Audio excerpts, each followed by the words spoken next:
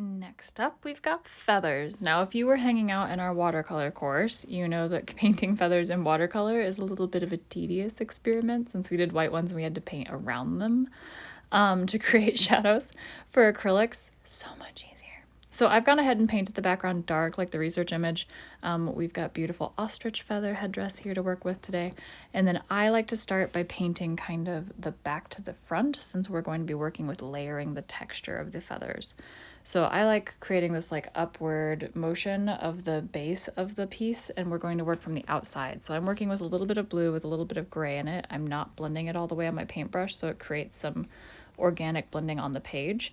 And the outside of this, I'm entirely using little short strokes going the direction of the feathers to build up that outside section. Then I'm going to move to a medium blue and start filling, kind of overlapping those strokes, trying to swatch at the bottom so you can see them, and letting them blend on the page. I've got a fairly loaded paintbrush, so it's starting out with some, pretty dense saturated color, and then I'm pulling it out to where it's laying over and on top of those thinner, lighter strokes that I use to build up the outside.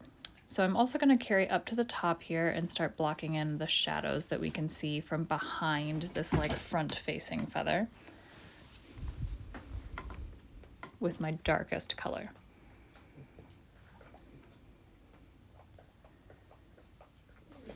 So now that I've got a nice base coat on that bottom like piece that's coming right out of the headpiece, I want to start working from the outside in on some of the feathers at the top.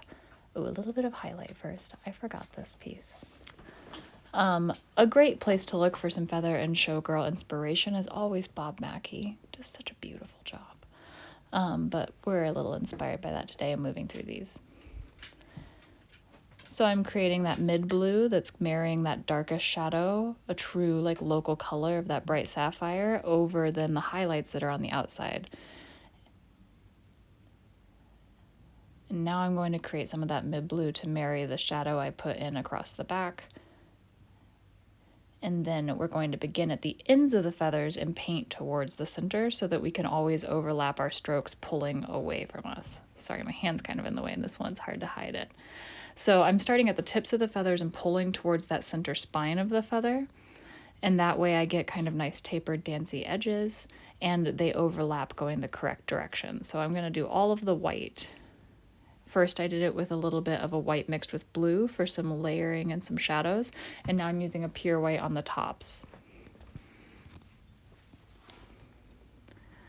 Next we're going to take that kind of blue we mixed together with a bit of the gray, so our lighter tone, and use it to layer over the white area. I don't mind that my white isn't dry yet. It's doing a little bit of organic mixing. If it bothers you, you can always let your white dry and then to do each of these colors individually, but I kind of like the way they blur together. Just make sure you've got plenty of paint on your paintbrush so that you're not just like pushing the white layer underneath, you're actually adding pigment at the same time.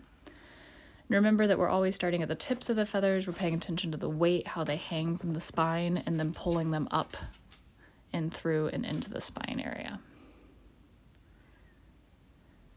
Now we're adding in deeper and darker shadows as we reach towards that center part. So we've gotten into some like navies and indigos.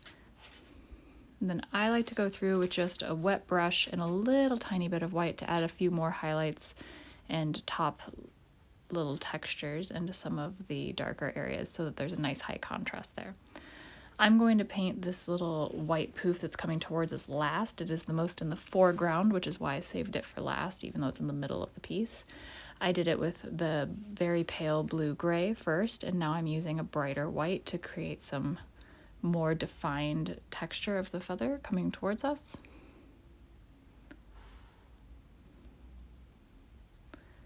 Then you can always add a few more highlights, a few more like little trailing bits here and there, kind of soften your edges. But overall, we've got a really nice foundation for this here. I like to go through and kind of really futz back and forth, find the perfect amount of balance on that local blue and having, how much shadow can I put in there before it's distracting.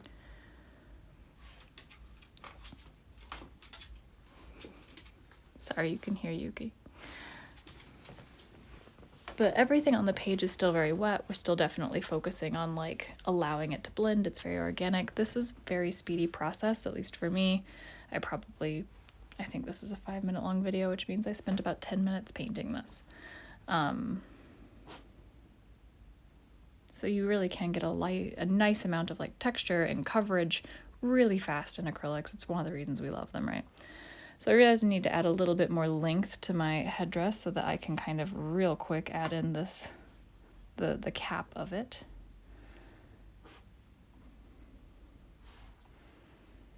It is the outside silhouette of this, kind of exaggerating the texture, that really helps sell the featheriness of it. If we did it a little softer, it wouldn't quite as quickly read as feather. We could also do like a bit of a dry brushing technique for really, really soft edges.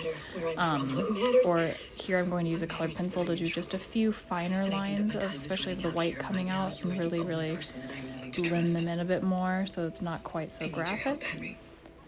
I just like a little bit more of a detail on those areas.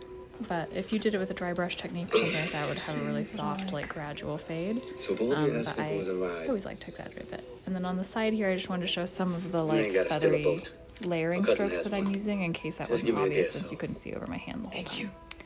So here's our final result. Real quick little sketch of the face, and then you can see the texture building up on the feathers themselves as they head into the tops and into those tails of the trailing white. Good luck!